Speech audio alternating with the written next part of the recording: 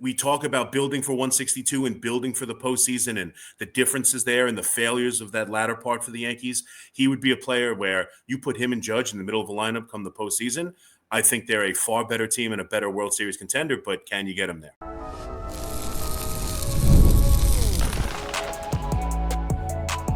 You are Locked On Yankees, your daily New York Yankees podcast. Part of the Locked On Podcast Network, your team every day. Welcome to Locked On Yankees, which is part of the Locked On Podcast Network, now the #1 sports podcast network. I'm Stacey Gotsulias. He's Brian McKeon, and we'd like to thank you for making Locked On Yankees your first listen every day. Today's episode is brought to you by FanDuel. Right now, new customers can bet just $5, and if your bet wins, you'll get $300 in bonus bets to use across the app. So download the app today. Brian, happy Thanksgiving. Happy Thanksgiving, Stacey, and happy Thanksgiving to all of our loyal Locked On Yankees listeners. We appreciate all of you. On today's show, we have Chris McMonigle, who has been working at WFAN forever, or 19 years as I counted, but I'm not 100% sure on that. He went from listener to board op to producer, now full-time overnight host. He's also a Connecticut School of Broadcasting graduate, same as me, right over here, and also one of the bigger Paul McCartney Beatles fans I've ever met. I genuinely do miss our overnight shifts where I was behind the scenes working on the board, chatting Beatles with Chris McMonigle. Chris, thank you for joining the show. Oh, of course, guys. Thank you for having me. I'm jealous. I saw that you went to go see him recently, if I'm not mistaken. In New Orleans. Yeah. Oh, that must have been amazing. Yeah, he's quite the performer still at the age of in his mid 80s. Oh, it's doubt. Ridiculous. I'm going to do Beatles later with you, but I want to start with the Yankees, and obviously you are one of the bigger Yankee fans we know and on the radio. Starting point of the offseason here, and we've been discussing a lot of potential moves they could be making, who they can get for replacements, and I stumbled upon an idea that I am currently full force on, and I want them to go after Fernando Tatis Jr. I think he fits the team perfectly. I think the Padres want to move on from him clearly, or they want to get rid of the money clearly. $25 million on the AAV. I don't think it would take much to get him. Where is your stance on Tatis, or would you rather a Seager move? No, I think Tatis would be a great fit for the Yankees. Absolutely. He's a Gold Glove outfielder. I think you could put him in left, and that would be no problem for him. I know he played a lot of right field. The only thing I would say to you is I don't know what makes him available. Like, if he's available, the Yankees should be all over it, as well as many other teams. I understand the idea that they're selling and that it's a team in flux, but he's a 27-year-old superstar. Like, it's not like if they can get Bogarts off the team, they're going to move heaven and earth to do that. Even Machado, at his age and the numbers he's making, I could see that. I mean, you do want to have some talent to present to the new ownership group. I don't think it's a contract that hurts them. If they're looking to just completely cut it down to the studs, absolutely be all over it. But I would be surprised that they view that as a hindrance to selling the team. So I don't know how I view it. I think it's I've heard, if you're saying it, I've heard, I think Michael Kay came out and said it. We've discussed it on the station a bunch. It would be a perfect fit, and I would be all over it. I don't see that he is available as some other names that we've heard. But yeah, I think it would be perfect fit. 27-year-old superstar, right-handed bat, incredible defensive outfielder, maybe the best in baseball. Like, that's how good he is defensively. I think he has a flair for the dramatic. I think he would love putting on the pinstripes. I think it would be an absolute slam dunk home run. I'm just not convinced the Padres are motivated to move him. Out on Seager then too, or no? Seager's interesting. You feel like you're getting him late there. I do think, look, he's an incredible player. I think it's an easy transition to third base moving forward after maybe a year, because I'm big on Anthony Volpe should not be the starting shortstop for the New York Yankees. I don't know who isn't other than maybe the Yankees themselves. So, like, you could play him even if it's just 1 year at short and then transition him to third base later. I think it makes a lot of sense. Same thing. I think you would love being a Yankee, left-handed hitter, short porch. The injuries continue. It's a downward trajectory. It's not a one-off thing. He is consistently injured. It's hamstring and soft tissues. We have seen that with Giancarlo Stanton. That's the kind of – he didn't break a bone. He didn't get hit by a pitch in the wrist. Like, he is having soft tissue injuries over and over and over again. It does scare me, but this is when you get into these interesting conversations for me, especially with Yankee fans who want to scream from the rooftops that all that matters is the postseason. Much like Giancarlo Stanton, Could they build a team good enough to get to the postseason without him, even if he misses 50, 60, 70 games? Absolutely. And if he's there for you in the postseason, we're talking about a 2-time World Series MVP. Mm-hmm. So, like, it's a tempting thing. I don't know if the Yankees have an appetite for a player now that they passed on years ago and now want to bring in for the worst part of the contract that they probably feared when they passed on him 4 years ago, or 4 years ago. I'd be surprised it happens. But it's one of those questions where, it helps you. We talk about building for 162 and building for the postseason and the differences there and the failures of that latter part for the Yankees. He would be a player where you put him and Judge in the middle of the lineup come the postseason. I think they're a far better team and a better World Series contender, but can you get them there? I mean, that's just the question. But so I don't think either of them are very plausible for the Yankees. Interesting. So the big discussion this week was Hal Steinbrenner's comments that he made. Mm-hmm. And he was saying that it wasn't safe to say that the Yankees definitely make a profit and that he ideally wanted to get the payroll to be under $319 million. So we know you've been a Hal supporter in the past. Yes. How did you take those comments from him? Yeah, I mean, I kind of put it on the show yesterday. Like, I think it sounded like to me like a little bit of like an honest fool, where he doesn't recognize that he can't win the arguments he's trying to make. I think Hal, I'm curious what the purpose of that press conference was, because it's a random thing. All of a sudden, no, he's going to do a Zoom meeting on Monday. Right. Okay. And then it felt like the Zoom meeting was to try and justify like all of the fans who are furious with him and call him cheap. And he wants to be like, I spent $319 million. I'm not cheap. And as you said, I'm here for that discussion for you, Hal. Like, I truly am. Like, I think he's not the villain in this story. If Yankee fans are looking for one, I truly don't believe that. But you can't say, like, he also says he's not going to lower payroll. He understands he needs to build a team. He made some arguments about, like, let's be honest, the Dodgers, for all their money, the Blue Jays spend $100 million less, and they were 2 outs away in the top of the 9th inning at home. So they won more regular season games. They were at home for Game 7, and they had their closer on the mound with a 1-run lead in the 9th inning, and the least expensive player for the Dodgers hit the game-tying home run. So like I get it. Like, you can say I don't have to spend $300 million, but I will because I think we need to. But it comes out with like, I'd like to spend less. I think even the Dodgers or Steve Cohen theoretically would love to put a team on the field good enough to win the championship while spending less. But he doesn't understand that the fan base has no tolerance for any of this right now. Like, and then to start, just don't say it. Yeah. And then to complain about your bills and like revenue compared to what he spends. Like, I don't think he's out here, like many people do, bold-faced lying. I'm sure it's not as much as we all think. I'm sure they're not making as much money and bringing in as much year to year as many Yankee fans assume because they're worth $10 billion. Like, I'm sure there's a vein of truth to it. It's also hard to understand how a business is worth $10 billion if it doesn't make any money. So, like, it's an argument that I wasn't sure what the hell he was trying to accomplish with it. Like, that's my main, like, however bad of an owner we think he is, or you might think he is, he seems to be worse at PR because he picked a fight he can't win for no damn reason at all. Like, that was one of the more puzzling, like, Zoom meetings I've ever seen. It didn't accomplish anything whatsoever. I mean, then he goes on to talk about you can't have the June swoons every year. They do. He talks about he had to move on from coaching because of the base running, but he kept the head coach, the manager. Like, and I'm not even opposed to, and I'm a Boone defender as well, to the extent that I think people blame him for everything. I just saw Geno Smith had comments about blame me for anything. Your kids are late for school, blame me. This, like, I really feel like Aaron Boone gets blamed for everything that goes wrong with the New York Yankees, which I think is unfair. Players win, Aaron Boone loses. That's pretty much how it works for the Yankee fan. But like, he contradicted himself. He picked arguments he can't win. And now all it does is reinforce every concern and fear that Yankee fans have of him. And I think his intention was to do the opposite. But like, he allowed the narrative of the Yankee offseason of being now labeled as Hal cries poor. That has now become and all that matters is what actually happens. We know that. But like right now, the offseason is labeled as Hal is crying poor.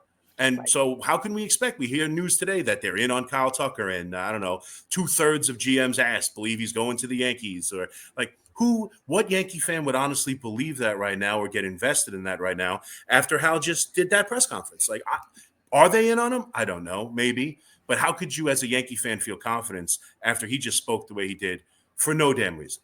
It was puzzling. After spending $319 last year, you can go out and spend $315 this year, and they'll call him cheap because it's not the same as last year. He didn't up the payroll. 100%. He's not cheap. He spends enough money to win. I mean, like I just said, you look back, only the Dodgers spend more money.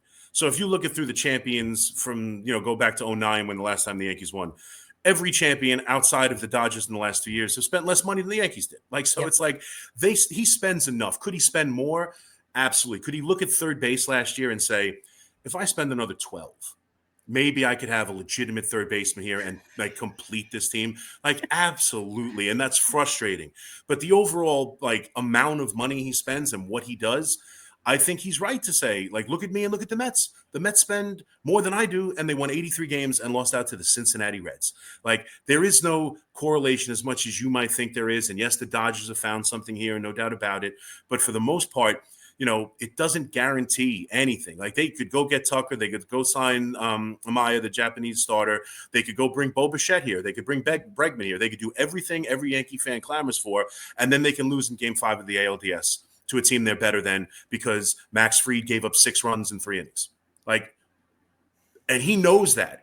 And he won't. He believes that deep down in his soul that I can do a lot of things and still lose.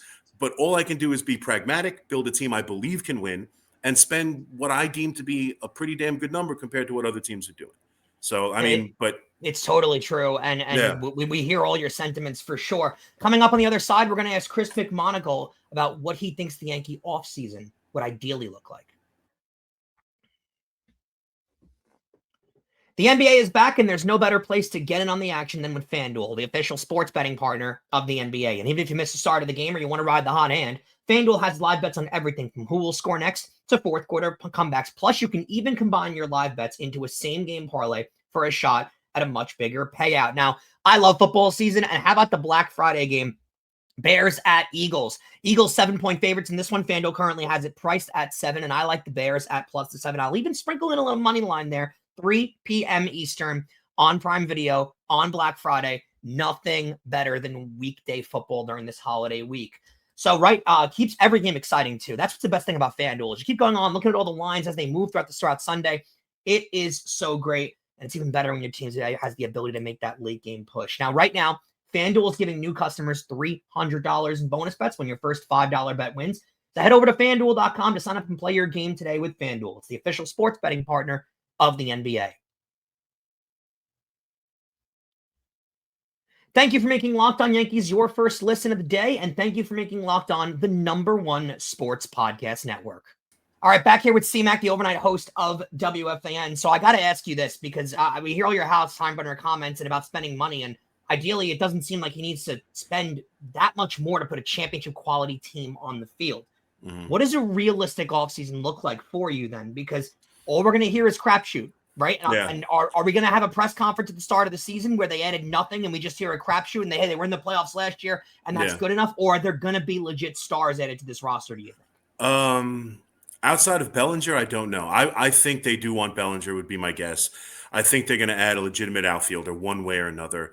I would think Bellinger, if that number gets crazy and then Bellinger goes off the board and Tucker's market completely evaporates for some reason, or I definitely think Tucker is on the table, but it would have to be for less money than we're all assuming he's going to get at $400 million. But then they might trade for Brendan Donovan, and I've been high on that. I think Brendan Donovan fits the team. I know he plays second base, but he can also play outfield. Mm-hmm.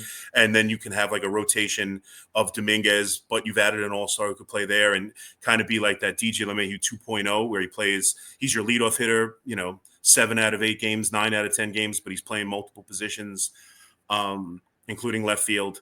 I think they're going to add a starter. I don't know if it's going to be at the top end. I think it's more of the line of middle back end of the rotation just to help them get through April, but give them a legitimate arm who theoretically could also be part of the playoff rotation if things broke right for him.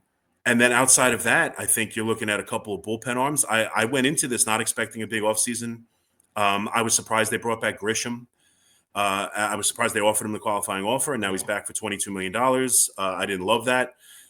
It's hard to say you hate it because I do like the player, and he probably was the third best, outfielder on the entire market, but it just didn't feel like a fit for $22 million if you're going to be worried about $315 to $319 million, $100 million. So I went into this offseason not expecting much. I think they are going to be close to bringing it back, just with Bellinger, and add Cole to the rotation and hope things break right. I do think. Now, is that a good enough offseason? No. Do I think that team could win a World Series? Maybe I differ than many Yankee fans, but I do. I think you add Cole to that rotation, and Max Fried gives you a better start in the postseason, and the team can maybe add a contact bat or two and have a better approach and actually do what they do, which I think is more of the problem. I think you can win playing the way the Yankees play. I think you can't do it when you don't play well. It's been long enough where it's hard to fall on that sword over and over again. I totally understand that, but I wasn't really expecting much. I think the payroll is going to be back around the same number, but Bellinger's going to cost more. Grisham's going to cost more, obviously, now. And I think that's kind of what you're looking at, adding Cole, a bunch of young pitching, and then look at the trade deadline and fix holes. That's what they're going to go into it with a couple of holes, knowing they'll have a lot of pitching prospects and maybe move Dominguez or Spencer Jones if neither of them catch on in the first half and try to improve the team at that point. That's kind of the Yankee model, and I would expect no different this year. Well, I'm glad you brought that up because my next question is about Jasson Dominguez. Yes. So what are your thoughts on the Dominguez saga going on right now? Because it looked like they seemingly publicly gave up on him. He only had, 72 at-bats from August 1st to the end of the season. And he wasn't even that bad. And between the benching and publicly stating, Brian Cashman said when he was doing the Sleeping on the Street homeless charity thing, that they were actively basically looking for two outfielders. Yeah. I don't understand what they're doing with their young players between Dominguez and jerking him around, Oswald Peraza jerking him around, keeping Volpe around. What are your thoughts on, I want to know more about Dominguez, but the general, because you spoke about the Seager thing. They didn't go after Seager or any of the other shortstops because of Peraza and Volpe, and look at how that's worked out. Yeah, I think they come from a baseline of defense a lot on this, and I think that's their main concern with Dominguez. And I think there became we could talk about Peraza, and they did give him a chance. Not a great one, I agree with you. He was kind of up and down, but he never ran with it at all. Right. And I think they viewed that Volpe, really, there was no, even Caballero, he came up and provided a spark. But I think the Yankees do, whether to go as far as to say they don't believe in hot or not, I think they look at Caballero as a guy with a 600 and whatever OPS for his career. And sure, it was an option to play over Volpe, but in Volpe's history, there hasn't been this much better option. And Grisham started hitting 35 home runs. Yeah. So I think they just felt like Grisham was a clear better option. It helped them defensively. And when it came down to really trying to win games, Dominguez couldn't hit left-handed pitching. And he's not a very good outfielder. And so it just became play the best player. And I think we all clamor for that change in Volpe, but I think they still view Volpe as the better player than Caballero. I honestly do. So I think that's the difference there, who is available. And then as far as how they view him now, I don't know how they view him. I'll be honest with you. And I think offering before he even accepted it, I think offering the Grisham thing, and this is what I said, of all the things we can read from it, I think the main thing it reads from for me is that they're willing to move both Grisham and Spencer Jones or one or the other. I think they're out there actively shopping and seeing which one has more value than the other. I think it's Jones then. And I think it's Jones without starting yet. The clock not starting is huge for teams. I don't disagree. And plus, right now, he's a switch hitter who hasn't shown the ability to hit right-handed, and he can't play the outfield. And I don't want to hear, the thing that bothers me, too, is, just put him in center. It's it's where he's more comfortable. If you can't even look like you have a semblance of understanding in left, I'm sorry. He's not a good defensive player anywhere. We saw him drop balls 2 years ago in Seattle playing center field. I don't think the Yankees are just forcing left field while he's a very good center fielder. He's just not a good outfielder. Yeah. And for his speed and his athleticism, it's surprising. and hopefully he can find that. But my inclination is that they don't view him as a major piece moving forward. And right now, I don't think they intend him to be a starter in the outfield, and I think they would probably look to move him. At least they should. It's crazy though that it's crazy that that's where we've gotten to though after the last, half decade plus, like 7 years we've been talking about Jasson Dominguez and hearing about it. And then he got 3/4 of a season in the major leagues playing full time, and that's it. They gave up on him because the outfield skills weren't good enough. The bat skills weren't good enough from a certain side. I do find that a little wild when you have, this is the problem though, with trying to have an elite level farm system and call players up while also being in a championship window. And speaking of that championship window, I got to ask you this, because Judge, they're age 34 season. Cole, age 35 season. Stanton, age 36 season. Really quick here. What's their championship window in your mind? Like, what is it? 3 years? Is it 4 years? I doesn't feel like it's that long as we want to think it is. Yeah, I mean, I guess this is again where I'll probably push back on a lot of Yankee fans. I think they're the Yankees, and the championship window is always open. Now, this particular championship window with Judge, for Judge then. I'm just saying, like, I think they'll pivot and still be a championship-worthy team. Like that's just like, are they going to win it? No, but I think they have. I mean, if any team deserves the benefit of the doubt that they will give you at least that, it's the last 30 years under Brian Cashman and the New York Yankees. But having said that, this particular window, I mean, how many years can you expect Judge? I think Judge can be good probably the entire contract. Can he be the MVP of the league? 3 more years? And what scares you the most is there baseball in 2027? Like, you could, without any fault of your own, shorten the window by a year. Yeah, because I don't know. He's getting a year older. He's getting a year older, and there might not be baseball. I think we are in for one hell of a fight. I'm very nervous about that. And that's why, I understood Brian Cashman's comments when people specifically asking this and Yankee fans get mad, because what is he supposed to say? You're right. I didn't treat last year and the year before with really any real pressure, and now I really have to try and win a championship. Like, in Brian Cashman's mind, he's trying to win a championship every year, and to say next year's more important, it's diminishing what he tried to do last year. So, I understand that thought process and the idea of, we're the New York Yankees. Judge is great, but we can't, hemorrhage the future because we have to win one with Aaron Judge. But I wish they would do that a little bit more. I do think this window right now with him, Stanton, Cole, we talked about it. They have arguably one of the best pitchers in the American League. Now that Skubal has really overtaken him in the last couple, but one of the better pitchers in the American League, the best hitter in the American League, if not baseball. They've got to be more open to being aggressive. And that's why I wanted this offseason to be more aggressive. And from what we hear in some of the reports, I know the Yankees are the kings of kicking the tires on people, but it sounds like maybe they will be more aggressive than we expect them to be, but we'll have to see. But yeah, I mean, I don't know. The window is really Judge, right? Because even with Cole, they've done a decent enough job developing pitching. They've been willing to pay for pitching.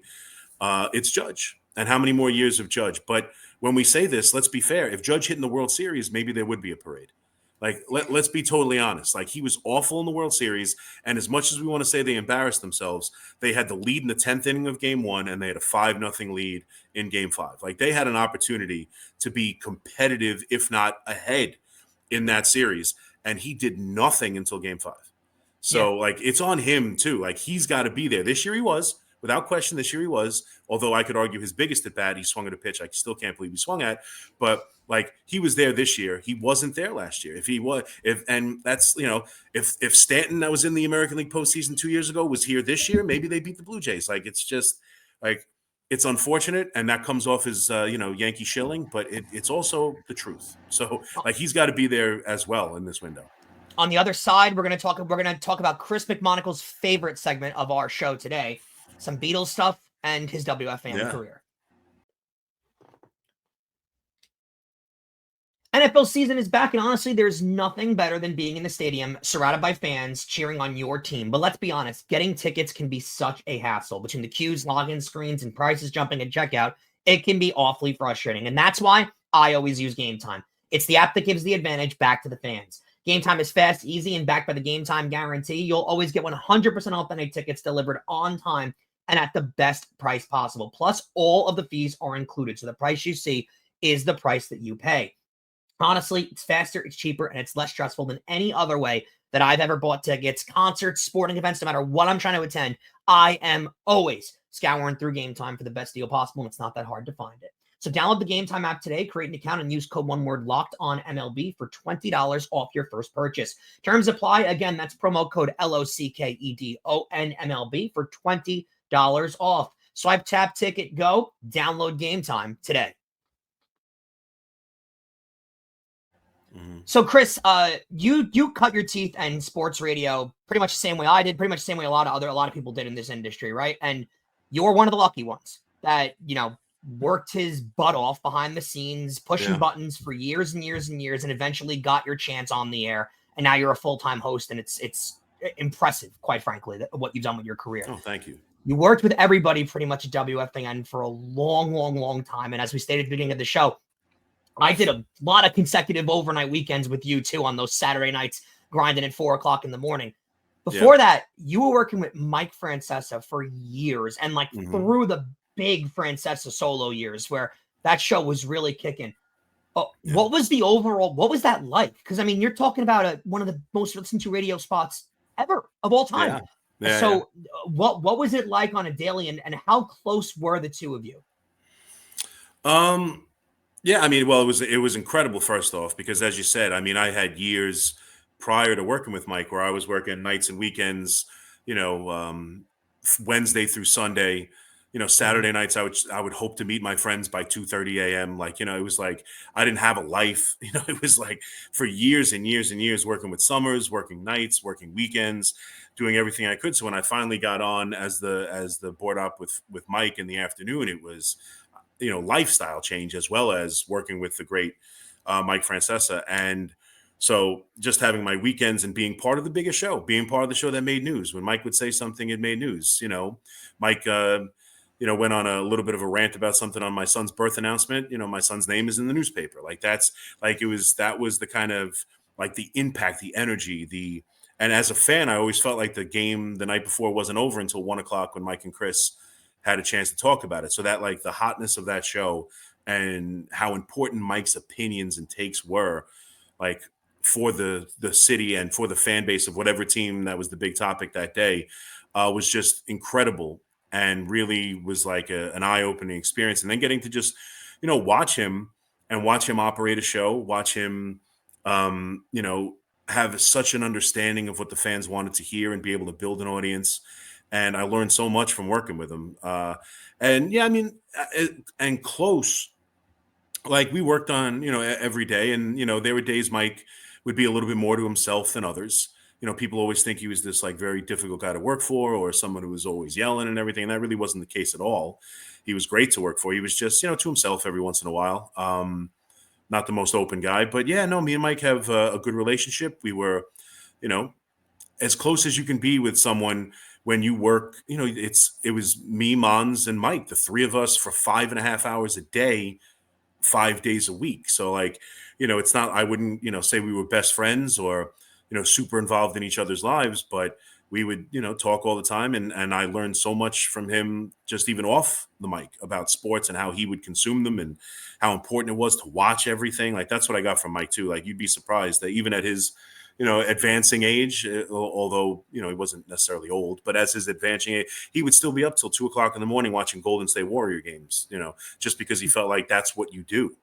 And it was important and I learned so much from him in that manner. So yeah, it was an amazing time. It really was. So one of the things that you're most passionate about, I'd say maybe even more than the Yankees, dare I say, which is kind of a crazy take, but hear me out. The Beatles, in more particular, I think Paul McCartney. I would say McCartney's your favorite Beatle. I don't think that's really much of a debate in my mind. But overall, without question, right? Okay. How many times have you seen McCartney live? Is that number fresh in your head, or do you have to actually think about it? It's been so many. It's not so many. I wish it were more. I think I've seen him 5 times. I've seen him 5 times. Oh, I thought you were going to say something. Yeah, I thought you were crazy. going to say more. To be honest with you, I know. That's me. why. That's why. No, look, I'm a huge fan, but I know this is going to sound weird. I've seen him a bunch of times, and I'm not the big. I don't ever have that feeling to go and see live music. I know that's so weird. No, I don't think it is. I'm a huge music guy, but the same thing. I'm also really big because it hit the time period. Like I was a huge Eminem guy. Like an Eminem CD wouldn't leave my car until I had every word memorized of the entire album. Like I would do it at parties because I thought I was cool. Like I loved Eminem. I would turn down Eminem ticket. I mean, I don't want to go see Eminem. Like I just me. But I've seen Paul maybe 5 or 6 times. I think it's 5, but there's a chance it's 6 off the top of my head. But that's it. But yeah, no, he's incredible and just the impact on my life. Like I really thought you were going to say like you saw him 30 times. Honestly, so yeah. I know that you went to Baltimore. I think you saw him in Camden Yards, if I'm not mistaken. Yes, I did. Yeah, I remember that story.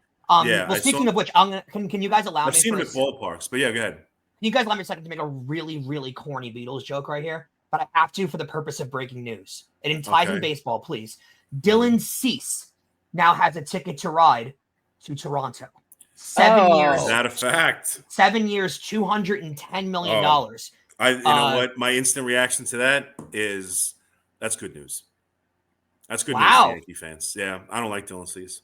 He's reliable. There's no doubt about it. He's reliable. He's going to make the starts. He's going to pitch innings. If you that's look a at crazy his numbers, number. That's a big number. $30 million for a guy with a 4 ERA is a crazy number. Yeah, I don't think he's a big game pitcher. I don't think he's a big money pitcher. But again, hey, I called the Jays frauds all season, so the hell do I know?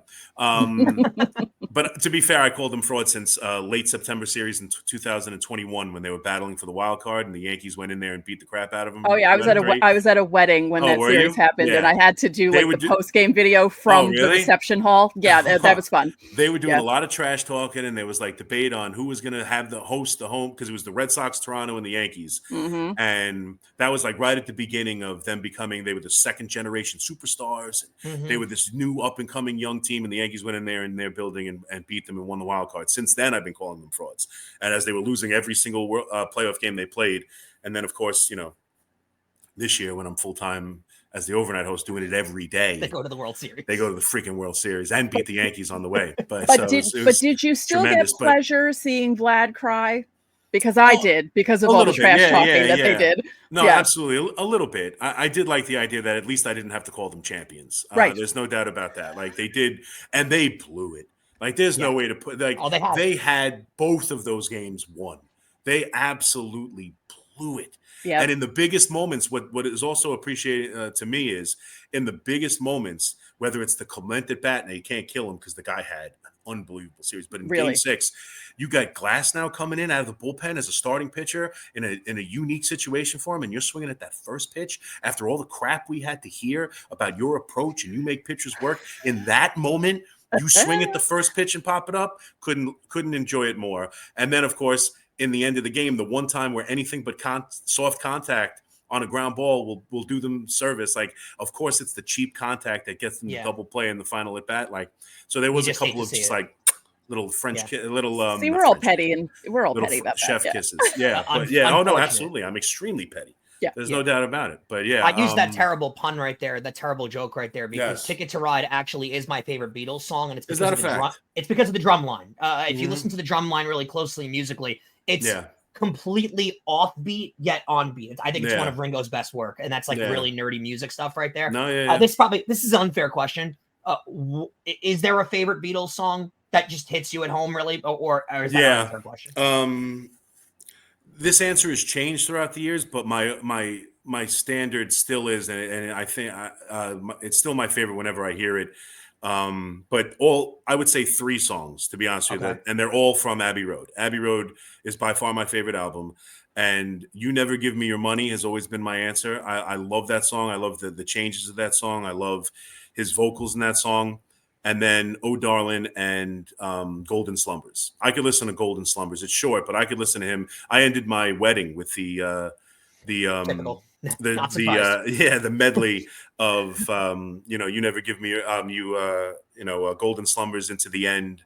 Like that's how I ended my wedding. So, but "Oh Darling," "You Never Give Me Your Money," and "Golden Slumbers" are like kind of my go-to answer for that question. Wings. Well, I'm a huge Wings guy. I think Wings gets a bad rap. They really do. Wings is a guitar-based rock band. Yeah. Like, the hits tend to be, "My Love" and silly love songs. and like the radio hits that he wanted to put out to get radio play. But if you put on Venus and Mars, or you put on Band on the Run, or even like Back to the Egg, his last Wings album, 1979, like those albums are guitar based. They are rock and roll music. Like I love Wings. I think they're completely underrated. And like it's Band on the Run, right? Band on the Run is probably, it's probably his best album. It's probably their best album. It probably is. But I am partial to Venus and Mars. I think Venus and Mars is really good. And then I would venture to say that Ram might be his best solo album altogether. Like I love Ram. McCartney and Ram are both good. McCartney's like different. He was, going through things. Maybe I'm Amazed is obviously a classic song, but a couple of medleys in there on that and some good stuff. But I think Ram might be his best overall solo stuff. Wings, just solo, whatever. I think Ram is an incredible album.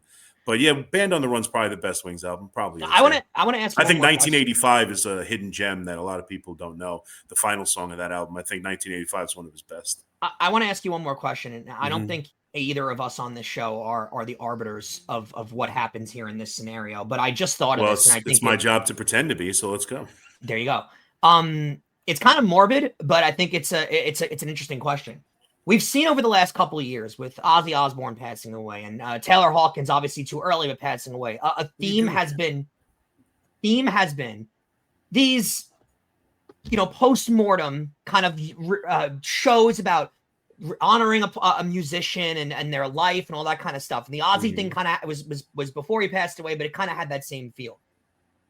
How do you get to the level of when something does happen with McCartney? Yeah. Like, what do you do to honor a guy like that? Is there a level at which you can honor him? Like, because he's the most accomplished musician in music history. No, the specials. I mean, look at it now. They just re-released on Disney Plus the new Beatles anthology. I mean, it's the same Beatles anthology. They're going to make it look better and add a couple things, but they're re-releasing that. It feels like every 6 months a new Beatle project is out somewhere. They're doing 4 movies, all the same movie told through different perspectives. Have you seen? Like, they're going to do that. Yeah. So, like, I think they would have a massive special. Oh, they would have a massive special. I don't know like. My point is, I don't know. You would have everybody. You would have. I don't know. That's I hear what you're saying. Like the biggest musicians of the time. Well, yeah, but that's the point of a. Well, yeah. No, but they would have everyone and you would have everyone who's popular now. Like you would see.